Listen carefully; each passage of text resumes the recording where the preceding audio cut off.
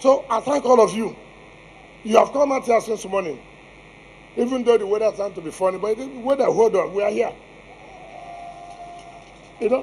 So I thank all of you for the way you are giving us support. When the woman who was singing here was singing, she said, how many people are there outside now? Are they there? Are they there again? No right-thinking person now for this state would want to mingle himself or herself, identify himself or herself with such people that will make promise without fulfilling any promise. So when they come, ask them, Imena. So unfortunate, some people do not understand. People think that politics is all about coming to talk to the people without fulfilling. Then another time they come, well, I'm sorry, I made a mistake. Give me another chance. There's nothing like another chance. There's nothing like another chance.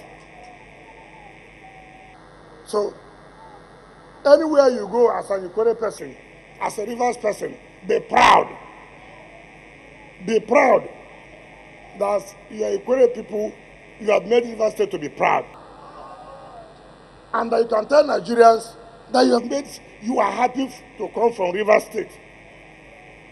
This is the only state, now that we are leaving off in the next 8 to 9 months, we are leaving, yet we are still flagging off a project and commissioning a project. I thank all of you.